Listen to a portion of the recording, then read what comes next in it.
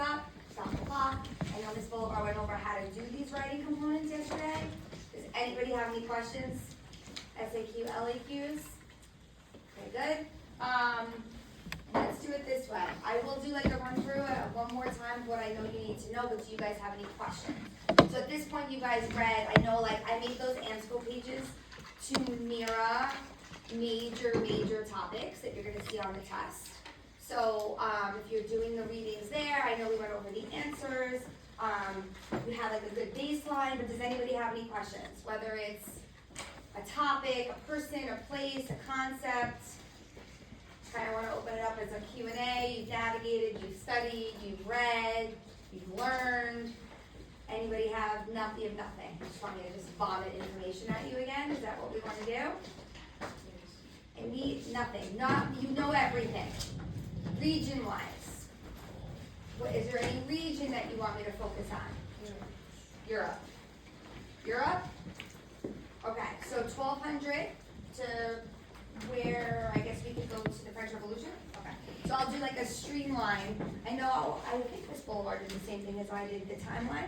Remember when we had that big timeline on the board?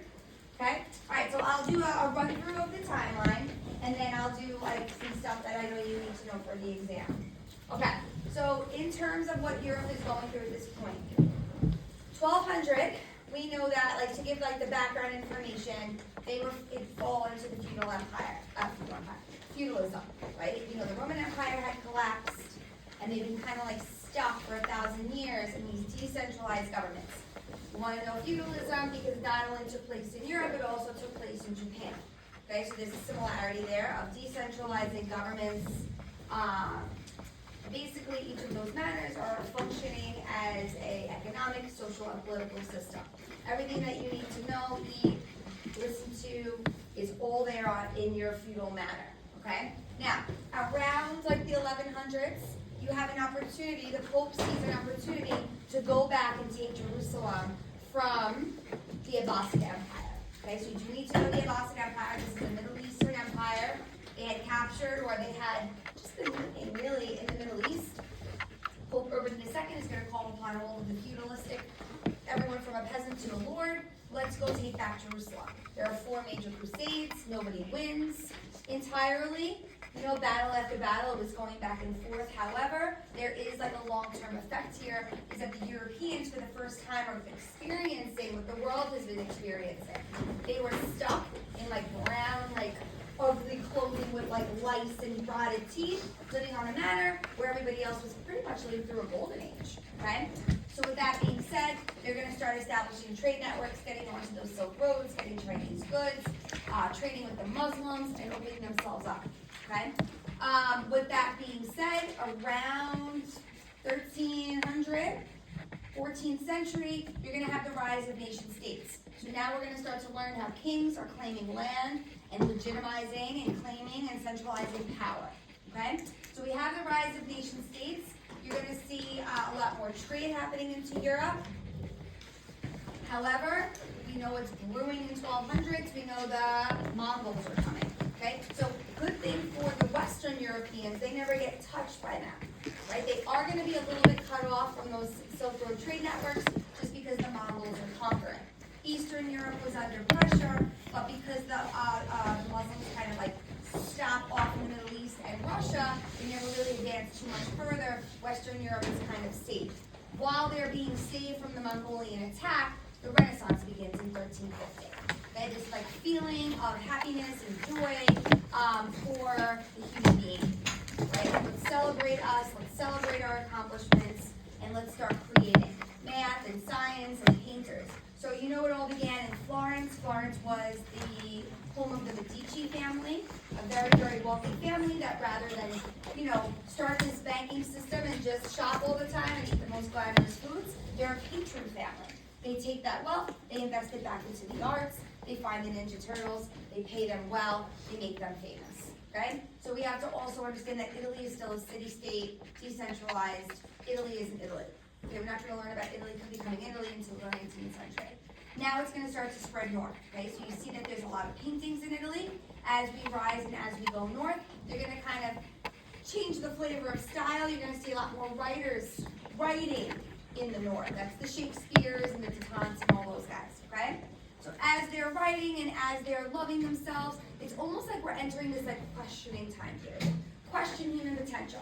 What can I do? What can I do to be celebrated? What type of talents do I have and how can I be rewarded?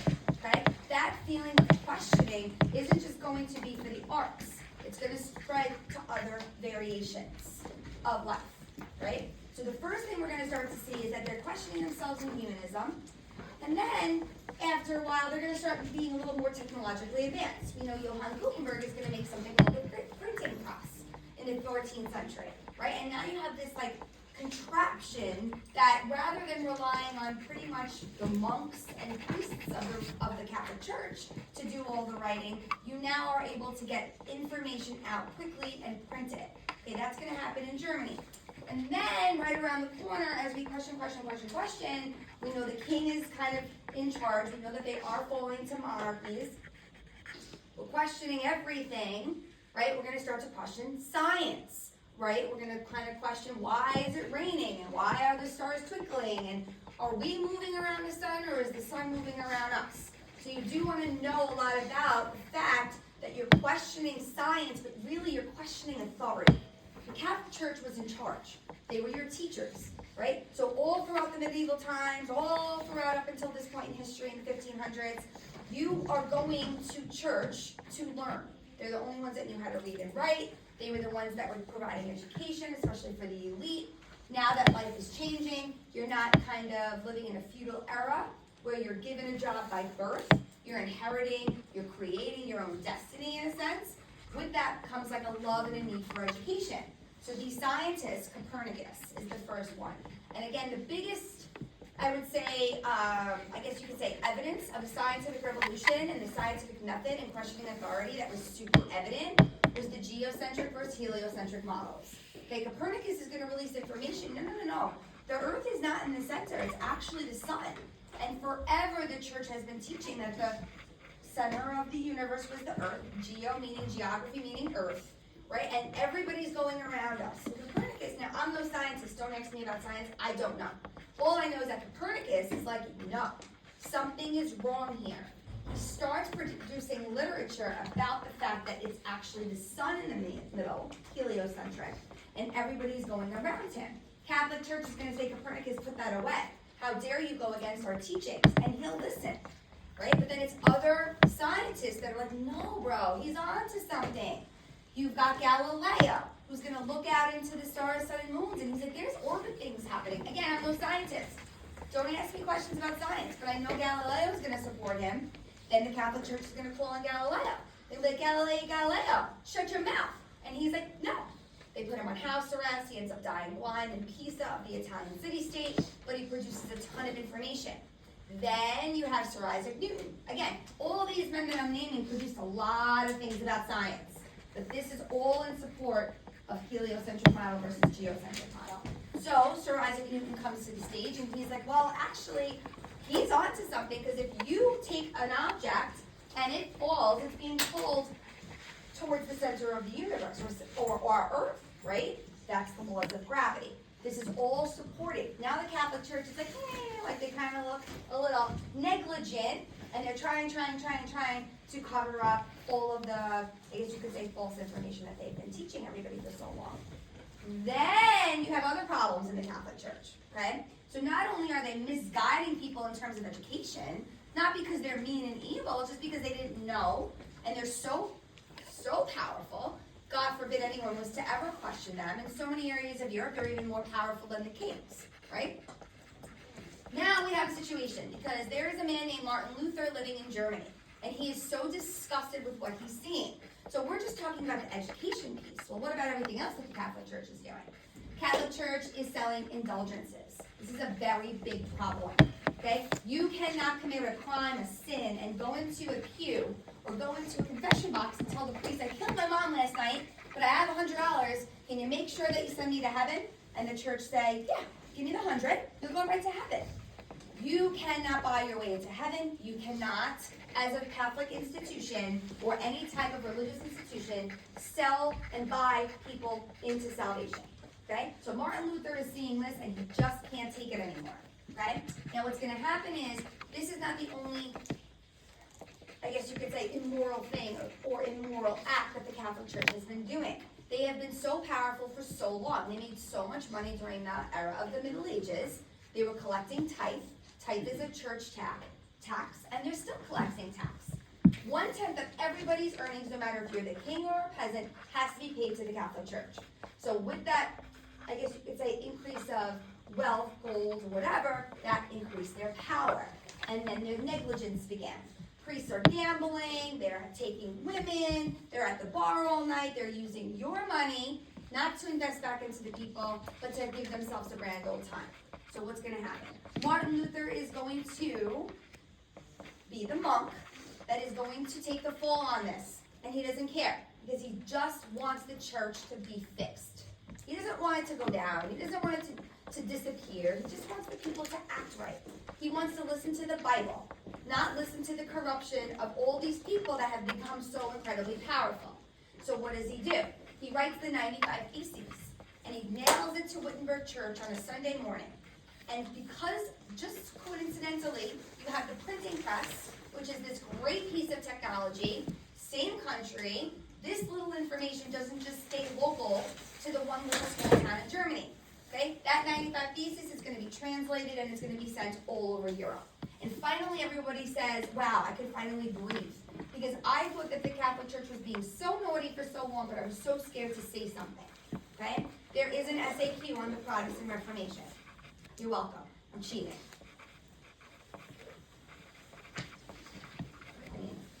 That was a big cheat that I just did. Okay, so the Protestant Reformation, what do you need to know? You're protesting for reform. These men and women do not want, the society did not want, I'm sure some kings wanted, but they didn't want to take down the church and make it disappear. They wanted them to change. Okay? So what do they want to change? They want to get rid of the corruption of the priests, the monks, the popes. Stop using our tax dollars for your selfish desires. Okay? Stop selling indulgences. That's a big deal. Salvation is everything. Guys, you're on this earth for like a speck of time. You're somewhere in the afterlife for eternity. Okay? You cannot buy someone into that. So if you had to write about this, and you want to say the Catholic Church was being corrupt, and then you just go nonsensical things and tell me how corrupt they are. Oh, they're so corrupt, they were so evil, they were so naughty, they weren't doing good by the people. That's not enough. You know, in an SAQ, you have to cite specific historical evidence.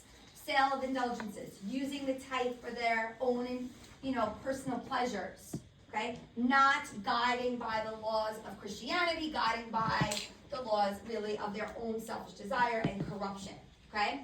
So, what's going to end up happening in Germany because of the printing press, again, if you're going to write about the Protestant Reformation, how do you not bring in Gutenberg's printing press?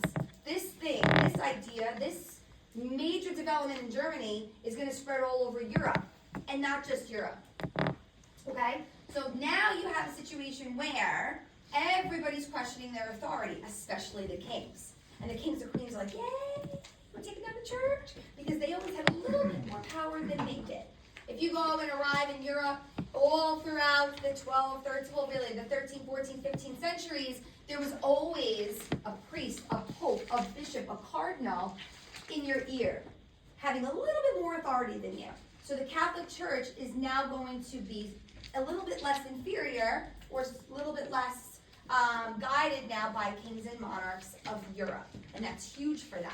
Okay? Now, if the Catholic Church was to just say, you know what, you're right. We've been lying to you for years. Our bad. They probably would have disappeared. It's a Catholic Church. They cannot do that. So what they're going to do in response to the Protestant Reformation is they are going to have the Counter-Reformation. Okay? They're going to call in all of the priests, and the Pope is going to hold court at the Council of Trent, and he's going to say, we got to clean this up. Okay? And then you have the Jesuits that are going to form. The Jesuits are going to be by Ignatius of Loyola. He's one of the high-ranking members of the church. Is going to say, you know what, Pope, I got us. I'm going to create a movement of missionaries called the Jesuits. And I'm going to go out there and I'm going to save our church. Okay? Now let's think about how this looks.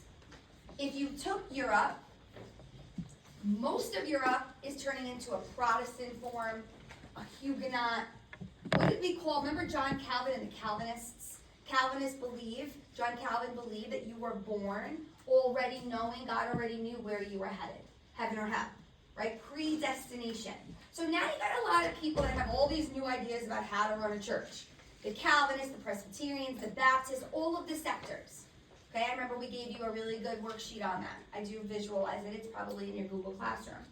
And then you had like King Henry VIII. Do you remember King Henry VIII?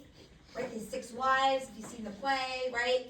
He decided to create a church for his selfish desires so he could divorce, right? So everybody kind of, I don't want to say like there was all these different sectors for everyone's selfish desires, but there were several people that have something to say about how the Catholic Church should be ran. So you are going to see different sectors. So I would definitely look at that worksheet so you know who said what and what do we call them.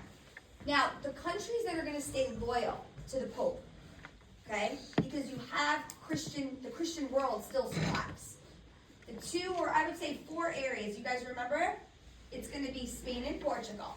Okay, the King of Spain, the King of Portugal is going to say, yes, Pope, send me your Jesuits. Yes, Pope, we are going to definitely take money from you, and we're definitely going to align ourselves with you and stay Catholic, Roman Catholic. You're also going to have Ireland, Southern Ireland, that's going to battle because they're kind of engulfed part of the English Empire, and they're Protestant now because of the Anglican Church. So you're going to have a southern area of Ireland that's going to stay loyal to the Catholic Church. The Italian city-states are going to stay loyal to the Catholic Church. And again, you could see that in the Renaissance era. All those Gothic cathedrals and all the beautiful arts. Those Ninja Turtles weren't just working for patron families, they were also working for the Catholic Church.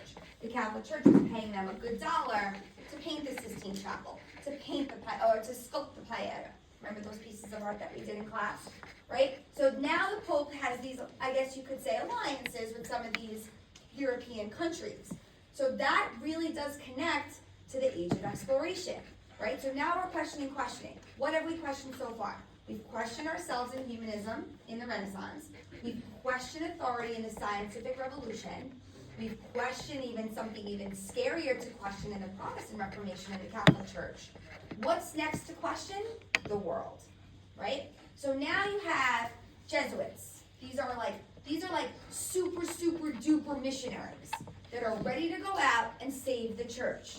Just so happens, Prince Henry the Navigator of Portugal has been dabbling with all new types of pieces of technology, right? I think one of the first questions on your exam is all about technology, astrolabe, latitude, longitude, compass, the Latin sail.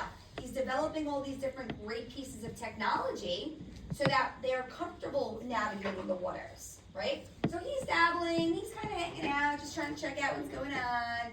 And then the Jesuits come. And they're now being not told necessarily, but supported to go out, explore, and spread Christianity.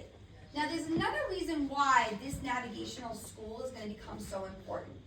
The land-based empire of the Ottoman Empire. The Ottoman Empire is going to sack Constantinople in 1453.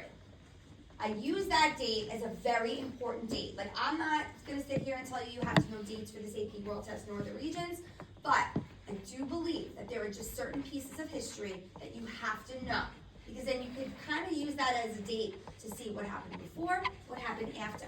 When Constantinople is sacked in 1453, Prince Henry the Navigator and the School of Navigation, they've already been dabbling on the coast. You know that they created a colony in Angola, even way before the slave trade, okay? So they're already present. But the second the Ottoman Turks take the Byzantine Empire, well, there goes the trade routes to China. It's over. No longer will they let Europeans come through to get to the Chinese trade routes. So therefore, it just so happens that these areas have been learning and testing the waters, okay? Now you have money coming over from the Pope, Spain and Portugal, they're out. There they go. Bartholomew Diaz goes to the tip, Vasco da Gama gets to India. You think the world is, shrinking, right? Or becoming smaller because you get to see it more. And then the moron Columbus did what he did, right? Sailed the ocean blue in 1492, stumbled upon the islands, and he's like, oh, damn, where am I? With that being said, now you have Jesuits aboard, okay? And what those Jesuits' missions is to do is to spread Christianity. Did they succeed? They sure did. Okay? Latin South America predominantly following the Catholic Church. Bringing Christianity not so much into East Africa. We know the Swahili states are here. You're going to see a lot of Christianity be sent into Egypt. They're called the Egyptian Copts. A little bit in the Sudanic area. You are going to see a little trickle of Christianity, but not so much, because Buddhism and Hinduism, Islam is very strong in the Indian Ocean Trade Network.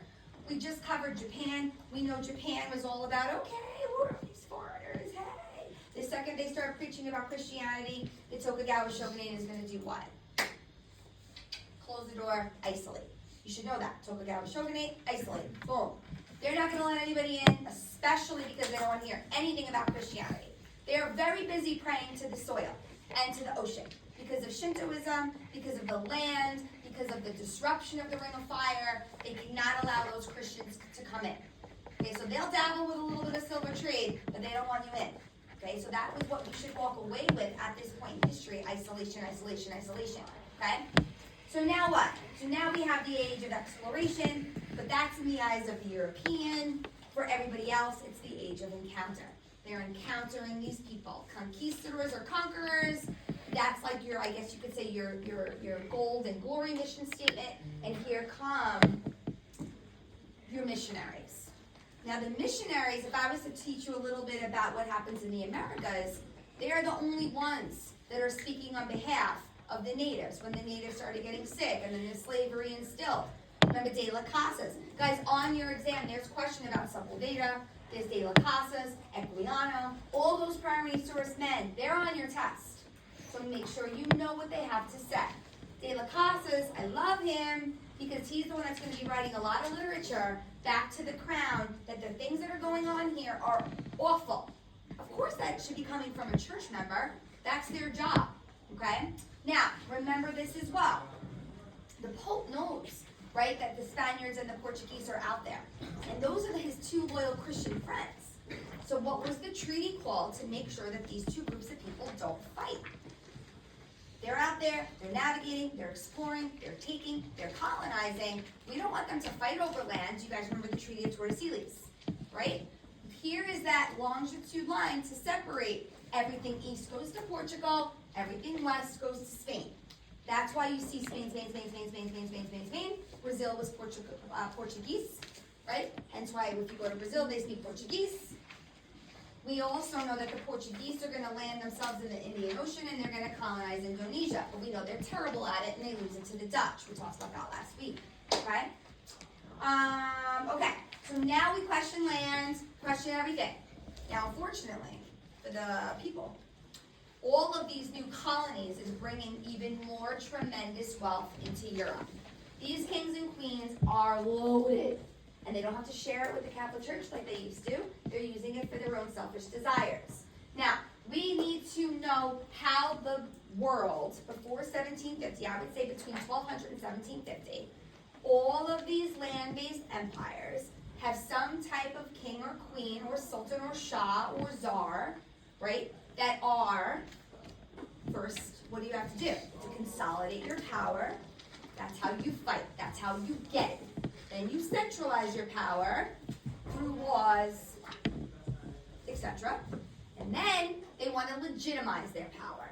This is a huge theme, you hear me, on your one of the multiple choice tests, or in this time period overall. When a king, queen, czar, shah, they have total power. So many of the leaderships of the Eastern Hemisphere, right? So many of these guys, emperor, okay? All the gunpowder empires, Russian land-based empire. All these empires, right, really except for Africa, have leadership positions that are legitimizing their power. What does that mean? They're showing off their power. They're building. They're connecting themselves to God in some way, shape, or form. Divine right theory, birthright, monarchies, dynastic cycles. It's all coming from your birth. Birth is from God. So the people now are like, oh, I'm so scared of my king because he is from God, right? So what is next to question? Then beginning the Enlightenment, they question government, the power of authority. Yes? And that leads to the French Revolution. And how the Enlightenment led to the French Revolution is one of the LAQ questions. So is cohesive labor systems. So you could have a field day on that. Deschamps system, middle passage system, slave trade system. You have a lot of options there, okay? I guess we're done because now you're packing up.